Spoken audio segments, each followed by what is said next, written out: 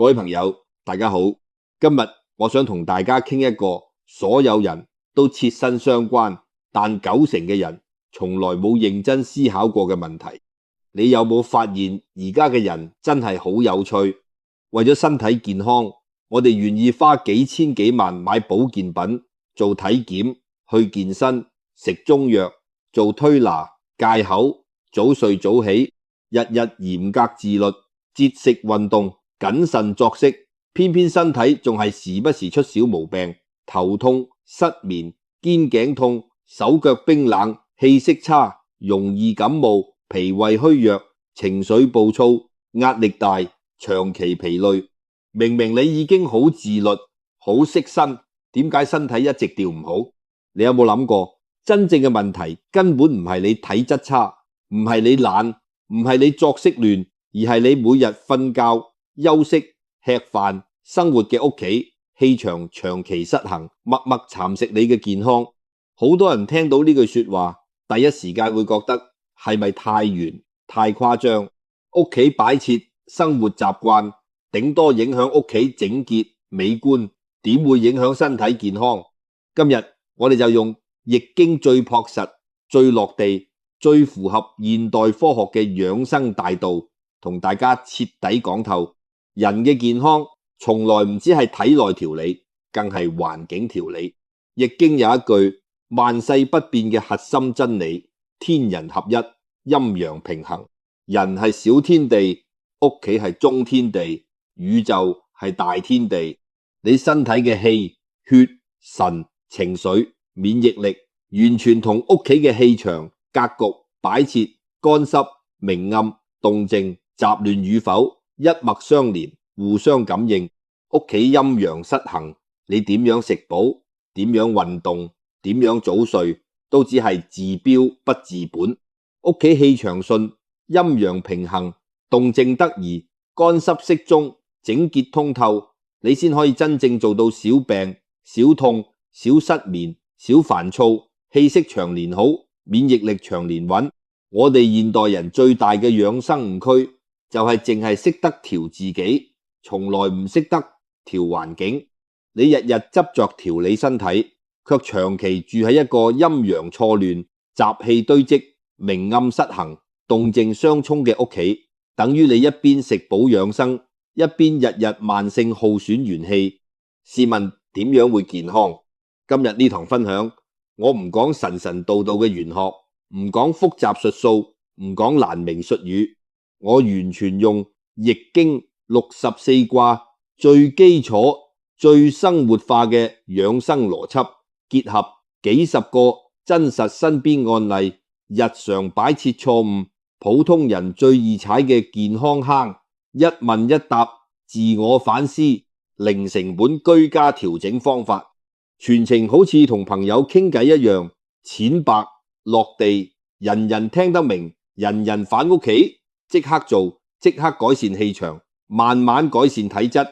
成個世界嘅養生到最後都會歸納為一句易經真言：陰陽平衡，百病不生；陰陽錯亂，百病重起。而你屋企嘅每一個擺設，每一個生活習慣，每一個角落狀態，正正決定緊你屋企嘅陰陽。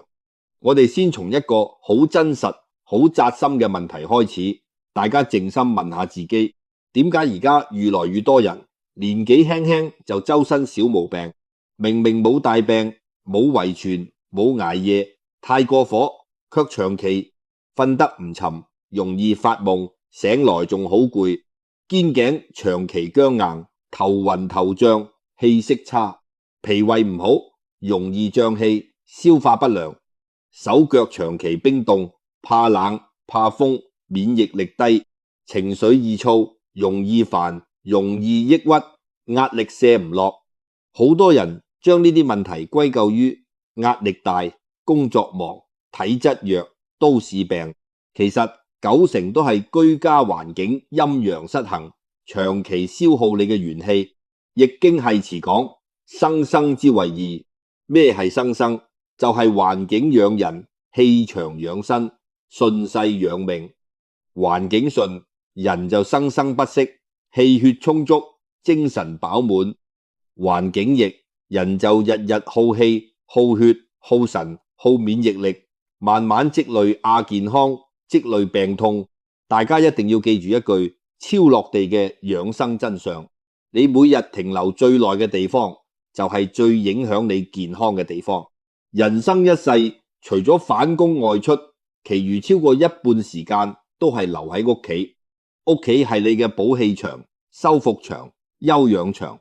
如果呢個場係亂、濕、暗、雜、滯、冷、熱、失衡，氣場衝突，你根本冇地方補氣，冇地方養神，冇地方修復身體。今日呢堂課，我哋分10大篇章，由淺入深，由格局到擺設，由習慣到心性，由問題到解法，徹底拆解居家擺設、生活習慣如何決定你一世健康。每一章都有易經卦理、真實故事、自我提問、錯誤示範、零成本改善方法，完全適合現代公屋、私樓、唐樓、租屋、自住單位。第一章易經養生，核心人居、宅中、宅養、人命、天人合一真義。首先，我哋一定要搞明白點解屋企格局、擺設、習慣可以直接左右我哋身體健康。易經泰卦於天地交而萬物生，泰卦係64卦之中最吉、最利養生、最利家宅安泰嘅卦象。泰卦嘅核心就係天氣下降、地氣上升、陰陽交合、氣場流通、動靜平衡、清濁分明。對應我哋現代居家就係一間健康嘅屋企，必須具備4個條件。第一，光暗平衡，唔長期陰暗，唔長期暴曬。第二，乾濕平衡，唔潮濕積濁，唔乾燥傷津。第三，動靜平衡，活動區夠通透，休息區夠安靜。第四，清濁平衡，胃氣有出路，清氣有停留。只要屋企符合泰卦格局，人住入去自然睡得安，氣血順，情緒穩，少病痛。反之，易經否卦講天地不交而萬物不通，否卦代表閉塞、鬱滯、陰陽隔絕、氣場卡死。你屋企雜亂堆積，長期不通風，暗無天光，潮濕發霉，擺設衝突，動靜混亂，就係典型否卦格局。否卦居家對應人體就係氣血不暢、經絡阻塞、心神不寧、代謝變慢、免疫力下降、亞健康長期伴隨。我問大家一個好簡單嘅問題，大家認真答自己。同樣係捱工，同樣係作息，同樣係年紀，點解有人日日精神飽滿，極少生病，瞓一覺就回氣，又有人日日疲累乏力，周身不自在，小病不斷，越瞓越攰？除咗先天體質，最大嘅關鍵就係你住緊泰卦屋定係否卦屋。我講一個真實身邊小故事，大家即刻明白。我有一位朋友30幾歲，做文職，作息超自律，每晚11點前一定瞓，幾乎唔飲酒，唔熬夜，少食煎炸，日日飲水，間中運動。所有人都覺得佢生活習慣超健康，一定身體好好，但偏偏佢長期失眠，多夢，頭痛，氣息差，手腳冰凍，容易感冒，脾胃虛弱，年年體檢都係亞健康。佢自己極度困惑，我已經做到極致養生，點解身體仲係咁差？後來我上去佢屋企一望，即刻嚇到根源。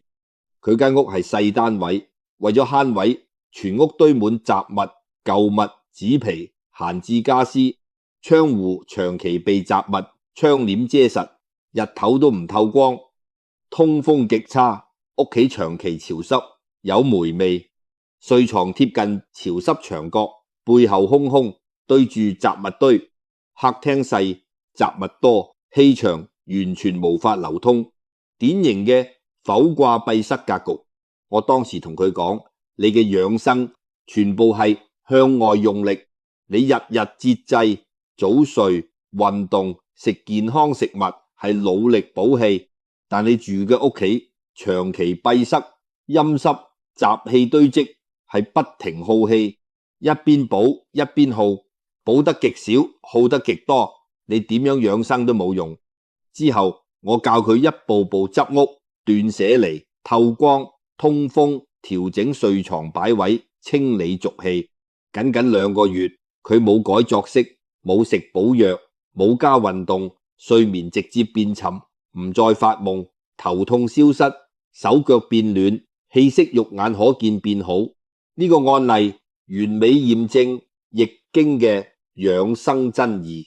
養生先養宅，宅順人自安。好多人一輩子搞反順序，只識養生，唔識養宅。今日開始，我哋重新學識，想要身體好，先將屋企由否卦閉塞調成太卦通暢。我哋第一個自我反思問題，大家認真問自己，你屋企係幫你補氣養身，定係默默耗氣傷身？如果你長期疲累、失眠、氣息差、小病不斷，大概率你屋企氣場已經長期失衡。第2章，雜物堆積，氣鬱血瘀，易經選卦，多一物多一病。現代人居家最大、最普遍、最容易忽視、最傷健康嘅問題就係2個字：雜亂。幾乎90%家庭都有嚴重嘅雜物囤積問題，舊衫、舊鞋、舊電器、舊玩具、舊書、紙皮、空樽、閒置飾品、過期雜物、壞咗未丟嘅物件堆滿客廳、房間、陽台、角落、床底。好多人覺得雜物只係亂少少，唔影響健康，呢個係超級大誤解。易經選卦講得好清楚，物滯則氣滯，氣滯則血瘀，血瘀則病生。選卦主消耗、主虧損、主殘破、主鬱滯。屋企每多一堆長期唔用嘅雜物，就等於屋企多一個氣場淤塞位。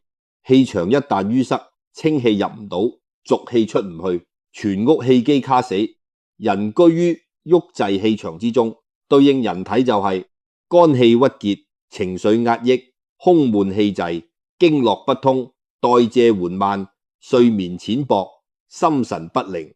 我哋中醫常講百病生於鬱，其實好多鬱唔係你心諗太多，而係你屋企太滯。我再講一個真實案例，非常貼地。有位40歲嘅女士，長期胸悶、煩躁，容易抑鬱，月事不調，乳腺增生，反覆發作，年年睇中醫，食疏肝藥，做推拿調情緒，始終反反复复，好唔徹底。醫師一直話佢肝鬱太嚴重，叫佢放鬆心情，唔好諗太多。但佢性格其實好隨和，唔愛爭執，壓力唔大。點解一直肝鬱？後來我上門參觀，一眼就睇出問題。佢屋企超級多雜物，幾十年舊物，從未斷捨離。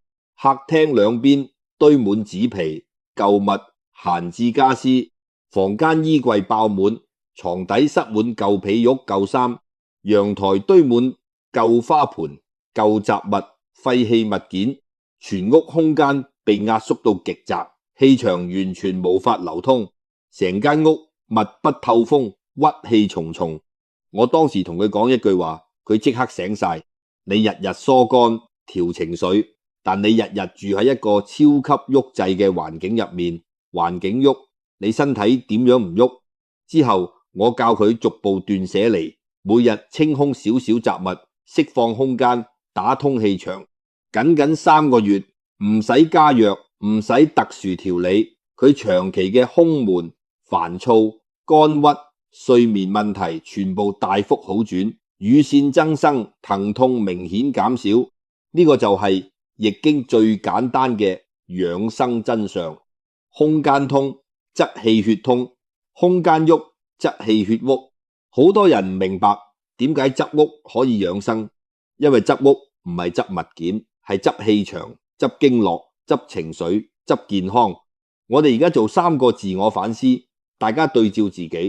第一，你屋企是否長期堆滿1年以上冇用過嘅舊物、雜物、閒置品。第二，你是否經常胸悶、煩躁，無啦啦心情低落，容易鬱悶。第三，你睡眠是否淺，多夢，容易醒，瞓極都唔夠精神。但凡中2條以上，就係雜物，鬱滯氣場，已經默默傷緊你嘅肝氣同心神。易經大有怪話，君子以壓惡揚善，順天休命。居家養生嘅壓惡就係壓止雜物堆積，壓止濁氣囤積，壓止氣場淤塞。揚善就係打通空間，流通清氣，還原本該通透嘅居家氣場。從今日開始，大家一定要記住，屋企多一件無用雜物，身體多一份無形淤堵；屋企少一份囤積負累，健康多一份通透順暢。第3章，陰暗潮濕，百病溫床，易經坤卦，濕氣傷身，真義。第2個最傷現代人健康嘅居家問題就係陰暗潮濕，缺陽光。而家好多細單位、低層單位、唐樓、內房、客廳，長期曬唔到太陽，通風差，牆身發霉，地面潮濕，空氣濕重。好多人覺得潮濕只係衫唔乾，有霉味，頂多唔舒服，唔會大病。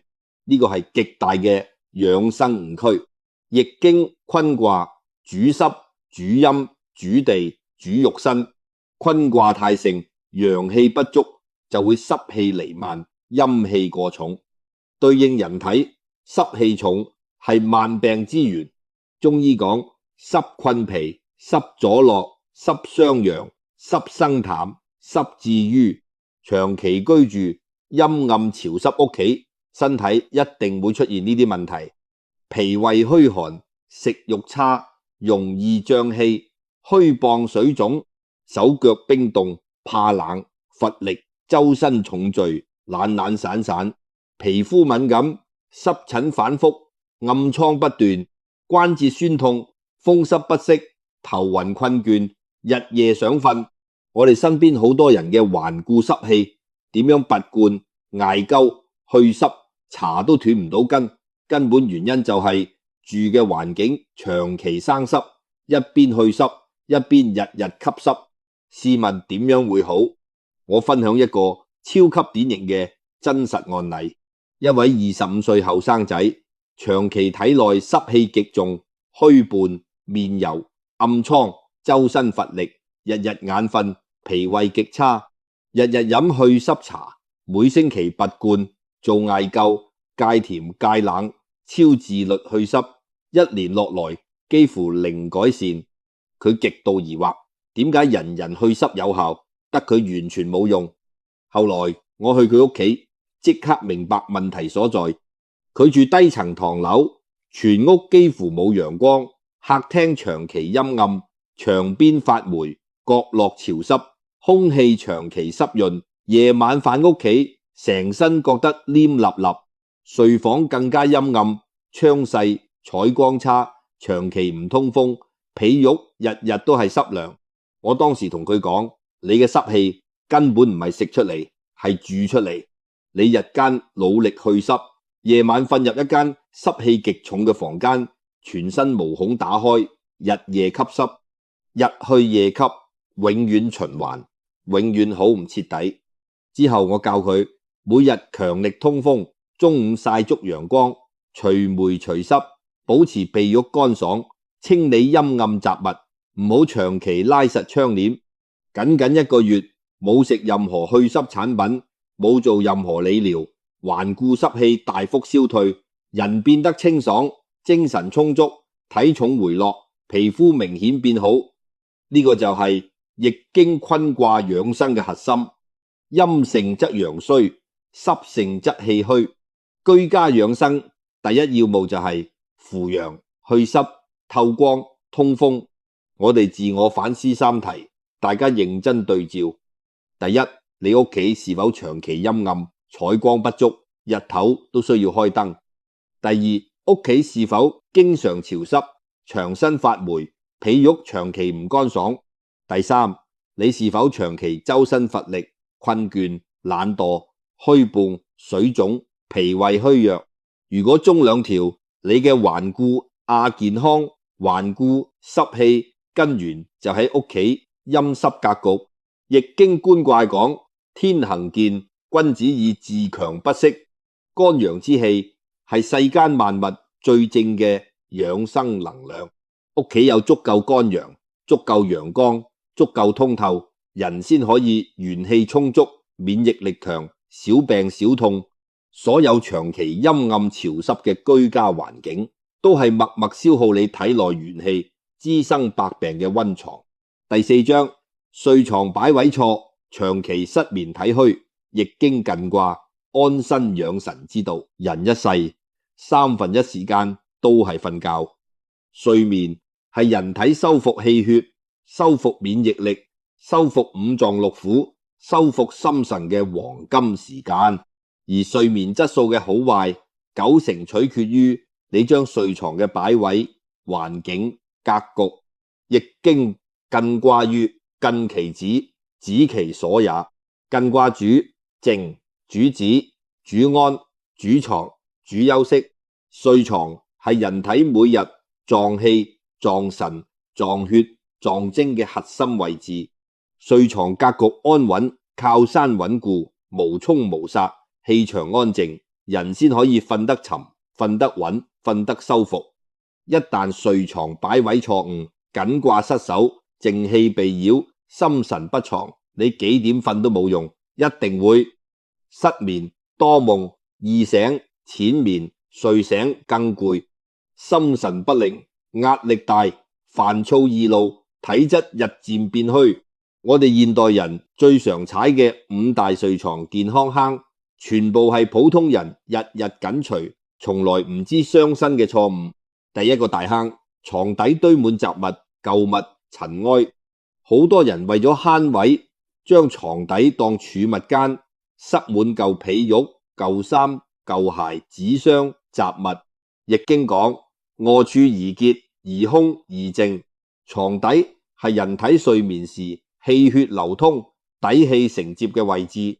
床底堆雜物，底氣混濁，陰氣堆積，濁氣托身。長期床底囤雜，人一定多夢、驚醒、睡眠不沉、體虛氣弱。第二個大坑，睡床無靠山，半空懸浮。床頭唔靠實牆，或者靠虛牆、靠窗、靠門，都屬於無靠山格局。艮卦講求穩止，無靠山，無穩氣，無安全感，心神浮動。長期落來，人容易精神緊張，多疑焦慮，睡眠不穩，體質偏弱，容易受驚。第三個大坑，床頭對窗、對門、對冷風直吹。門口、窗口係氣流進出位，動氣最盛。臥位宜靜，不宜動。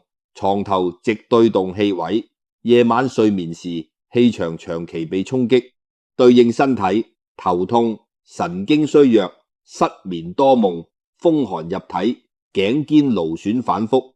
第四個大坑，床頭對鏡、對電視、對電子屏幕。鏡主反射，主擾神；電子屏幕主輻射，主動盪。夜晚人體陰氣主事，心神入藏，鏡光電光會打亂安神氣場，令心神無法歸位。長期落來，情緒不穩，睡眠混亂，氣息發暗，精神耗散。第五個大坑，睡房長期關實窗，唔通風，空氣混濁。瞓覺一定要留適度通風，先可以換新氣、排濁氣。長期密閉睡房，二氧化碳堆積，濁氣彌漫，夜晚睡眠無法深層修復，越瞓越攰。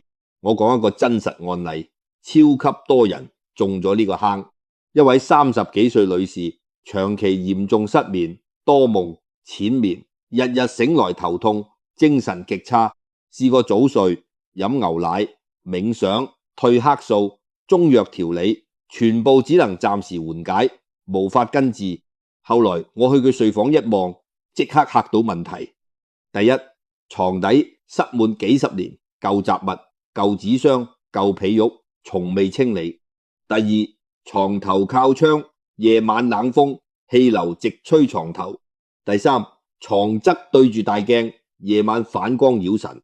第四，瞓覺習慣長期密閉窗門，睡房完全唔通風。4個睡眠大坑同時踩中，艮卦安神，格局完全破壞。我教佢逐一整改，清空床底雜物，調整床頭靠山，遮擋鏡面，夜晚留縫通風。短短10日，佢嘅長年失眠直接好轉，終於可以一覺睡到天光，精神狀態脫胎換骨。大家一定要明白，睡眠唔係靠意志力瞓，係靠環境安、氣場靜、心神藏。睡房格局錯，你點樣逼自己瞓，都只係強行入睡，無法達到真正嘅身體修復。自我反思3題，大家認真自查。第一，你床底是否長期堆滿雜物、紙箱、舊被褥？第二，你床頭是否對窗、對門、對鏡、對電子屏幕？第三，你是否長期睡眠淺、多夢、易醒、睡醒依然疲累？但凡中一條，你嘅睡眠修復能力已經長期受損。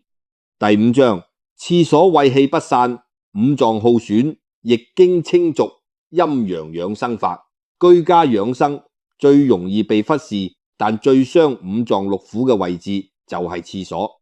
好多人以為廁所只係排污地方，只要唔臭就得，完全唔明白廁所係全屋濁氣、陰氣、穢氣嘅源頭。易經太卦核心，清陽上升，濁陰下沉。健康嘅屋企必須做到濁氣有出路，清氣有停留。但現代好多家庭犯咗超級嚴重嘅養生錯誤，廁所門長期敞開，廁所唔常通風，廁所潮濕發霉，穢氣彌漫全屋。呢個就係濁陰上升，清陽被壓，直接打破居家陰陽平衡。廁所穢氣長期擴散全屋，對人體五臟六腑傷害極大。第一，傷脾胃，容易積滯，消化不良，胃口差。第二，傷肺氣，容易咽喉不適，乾咳，氣管敏感。第三，傷心神，容易煩躁不安，睡眠不寧。第四，傷元氣，長期無故疲累，氣息暗沉，體質虛弱。我分享一個真實案例，好多家庭都有同款問題。有位家庭主婦長期胃口差，消化不良，氣息發灰，日日疲累，成日覺得周身唔聚財，以為係年紀問題，操勞過度，一直食健脾養胃產品，始終好唔徹底。後來我上門，發現佢屋企最大問題就係廁所門永遠打開，從唔主動關閉，廁所長期唔通風，入面潮濕有異味，穢氣日日飄入客廳、飯廳、睡房，全屋清氣被濁氣取代。我同佢講，你日日健脾養胃，但你日日呼吸濁氣，食飯對住穢氣氣場，脾胃點樣會好？之後我教佢廁所門常關，每日強通風，及時清理污穢，保持乾爽無味。僅僅1個月，佢胃口明顯變好，消化順暢，氣息提亮，疲累感大幅消失。呢個就係易經最落地嘅養生。養生先養氣，養氣先清濁。人體五臟最忌濁氣侵擾，你食再多養生食物，飲再多補湯，如果屋企濁氣彌漫，補益效果都會被抵消。我哋自我反思3題。第一，你屋企廁所門是否習慣長期敞開？第二，廁所是否經常潮濕、有異味、通風不足？第三，你是否長期胃口欠佳、氣息暗沉、無故疲累？從今日開始，大家一定要記住，居家養生第一戒，廁所門常關，穢氣常排，濁氣常清，先可以守住五臟元氣。第6章，電氣過多，雜訊擾場，心神耗散。易經正卦，養神之道，現代都市人最大嘅養生新坑。好多師傅好多書本都唔會講，就係屋企電器過多，長期待機，雜訊擾場，電磁氣場混亂。以前古人居家，屋企清靜，氣場單純，正氣充足，所以人心安，神靜，病少。而家我哋屋企電視、電腦、手機、平板、燈光、風扇、冷氣、充電器、小家電，全日長期開住待機運轉，全屋電磁波雜亂，動氣過盛，正氣不足。易經正卦，養生核心，神而靜，不宜躁，氣而藏，不宜散。心神係五臟之主，神躁則百病生，神靜則百病消。屋企電氣過多，長期運轉，雜訊不斷，光線頻繁變動，會直接導致心神浮動，無法安定，情緒易躁，思維混亂，睡眠淺，多夢，神經緊張，腦部無法休息，長期腦疲勞。好多人嘅焦慮、煩躁、失眠、神經衰弱，根本唔係壓力大，而係居家氣場太嘈、太動、太亂，心神日日被耗散。我講一個真實年輕人案例，超級典型。一位20幾歲後生，從事文職，壓力其實唔大，但長期焦慮、心煩，無法放鬆，夜晚瞓覺腦袋停唔落，反覆思緒紛亂，以為係心理問題，做冥想、放鬆訓練都冇好大效果。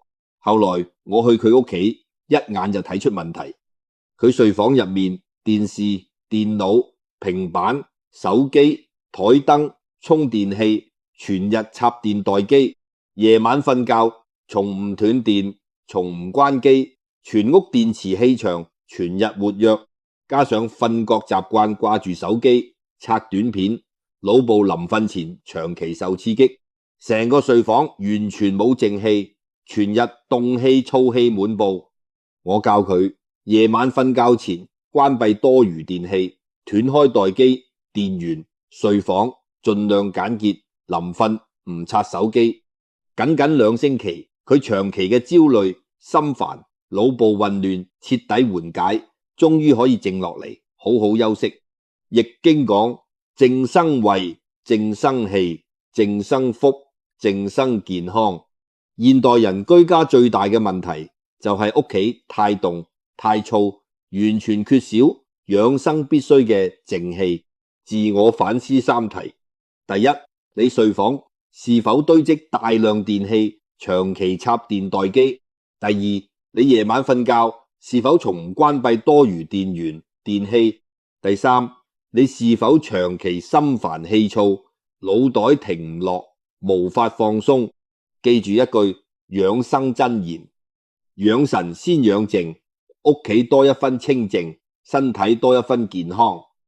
第7章，破損物件長期擺放，耗損福氣元氣，易經完整守吉之道。好多人從來唔知道屋企嘅破損、裂開、壞掉、殘缺物件超傷健康，超耗元氣。易經完整卦象講，萬物貴乎完整、圓滿、無缺。世間一切殘破、裂損、缺陷之物都帶有破損氣場，長期擺放喺屋企，會默默耗損全家人嘅氣血、精神、福報、健康。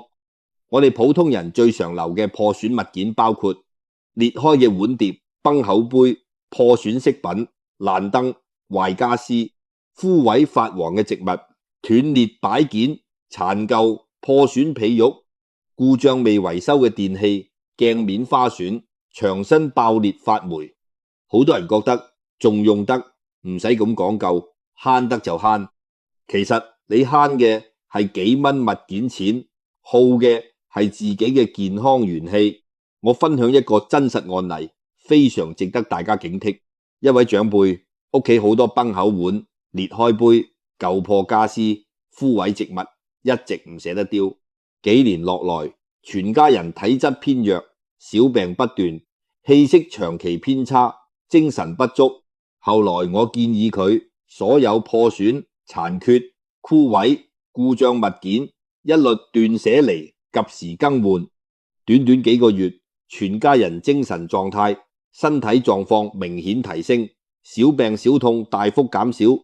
易經話：殘物損氣，舊物滯氣，破物耗福。居家養生一定要保持物件完整、環境清爽、氣場圓滿。自我反思三題：第一，你屋企是否仲有大量崩口、裂開、破損嘅碗碟器皿？第二，是否有枯萎、發黃、半死不活嘅植物長期擺放？第三，是否有壞咗、故障、殘舊嘅物件一直唔捨得丟？從今日開始，記住寧缺勿濫，寧整勿破，屋企無殘物，人生無病擾。第8章，採光明暗失衡，情緒病，內分泌失調，易經陰陽調和大法。現代人超多嘅情緒問題、睡眠問題、內分泌問題、皮膚問題，根源全部嚟自屋企明暗失衡。易經反覆強調一陰一陽之謂道，光明為陽，幽暗為陰。屋企太暗，陰盛陽衰，人會抑鬱、低落、懶散、氣血不足；屋企太光，長期暴曬，燈光過強，陽盛陰衰，人會煩躁、失眠、上火、血壓不穩。真正健康嘅居家環境係明暗有道、陰陽平衡。我哋好多人踩嘅坑，要唔係長期拉實窗簾，屋企陰暗；要唔係晚間燈光過亮，通宵燈光刺眼，睡前長期睇強光屏幕，長期明暗失衡，直接打亂人體晝夜節律、內分泌節律、氣血運行節律。好多女生嘅內分泌失調、經期紊亂、皮膚暗沉、情緒抑鬱，都係長期居家陰陽失衡造成。我分享一個真實女生案例，一位28歲女生長期經期不準，內分泌亂，情緒低落，皮膚暗沉，反覆暗瘡，睇婦科，調內分泌，護膚保養，一直反反复复。後來發現佢習慣日頭長期拉實窗簾，屋企幾乎唔透光，夜晚又開超強白光，瞓前長期睇手機強光，全日陰陽錯亂，晝夜顛倒。我教佢日頭透光採陽，夜晚柔和暗光，睡前遠離強光，調整2個月，內分泌明顯變穩，經期準時，氣息提亮，情緒不再低落。易經養生最核心嘅一句：順陰陽則生，逆陰陽則病。日間該陽就陽，透光採氣；夜間該陰就陰，靜養安神。居家明暗順序就係人體健康順序。第9章，動靜混亂，區域不分，五臟紊亂，易經有序養生之道。現代細單位最大嘅養生問題，動靜不分，區域混亂。客廳係動區，睡房係靜區，廚房係火區，廁所係濁區。易經有序卦講，萬物各有其位，各有其序，各有其用。居家有序，人體氣血有序；居家混亂，人體五臟混亂。而家好多人睡房做工作、做功課、打機、追劇，將靜區變動區；客廳堆滿休息雜物，隨意躺臥，將動區變亂區。吃飯、工作、休息、娛樂，全部混亂喺同一個空間，動靜不分，作息不分，功能不分，直接導致人體睡眠無法安神，工作無法專心，進食無法健脾，心神無法歸位。長期落來，五臟運行紊亂，代謝失調，精神緊張，身心俱疲。我哋一定要學識，睡房只係休息養神，唔好工作，唔好娛樂，唔好煩心。客廳只係放鬆交流，唔好堆積雜物，唔好凌亂。飯廳只係進食養脾胃，唔好睇劇，唔好發脾氣，唔好煩惱食飯。空間有序，身體先會有序。第10章，全套零成本居家健康整改法。易經長久養生心法，永久受用。講到呢度，大家終於明白，真正嘅頂級養生從來唔係食補，唔係運動，唔係保健品。頂級養生係養環境、養氣場、養陰陽、養有序。屋企先係你一世最大嘅養生場、修復場、補氣場。我最後將全套零成本、人人做到、永久受用嘅居家健康整改方法同大家總結一次，簡單、落地、有效，符合易經大道。第一，堅持斷捨離，清空雜物，釋放空間，打通氣場，對治氣鬱血瘀、情緒鬱結。第二，每日透光通風，扶陽祛濕，陰陽平衡，對治體濕、虛寒、疲累。第三，睡房簡潔安靜，床底清空，床頭穩靠，無鏡無沖，安心安神，提升睡眠修復力。第四，廁所常關、常通、常潔，清濁分離，保護五臟元氣。第五，夜晚減少多餘電器待機，減少電池雜擾，養靜安神，穩定情緒。第六，丟棄所有破損、殘缺、枯萎、故障物件，守住自身福氣與健康。第七，日間多採陽，夜間多守陰，明暗有道，順應天地陰陽。第八，居家功能有序，動靜分區，唔好混亂作息，混亂心神。易經家人卦最後一句養生真言送俾大家：家宅清靜有序，即是人身百病不侵。你唔需要花大錢養生，你只需要將每日居住嘅屋企還原返天地本來嘅陰陽平衡，通透有序，環境順，人自安，氣場順，病自少，居家和，身自健。願每一位朋友從今日開始改變居家擺設，調整生活習慣，養好屋企氣場，從此小病小痛，睡眠安穩，氣息紅潤，心神平和，體質日佳，身心健康，福祿長伴。多謝大家用心聆聽，小於井號令。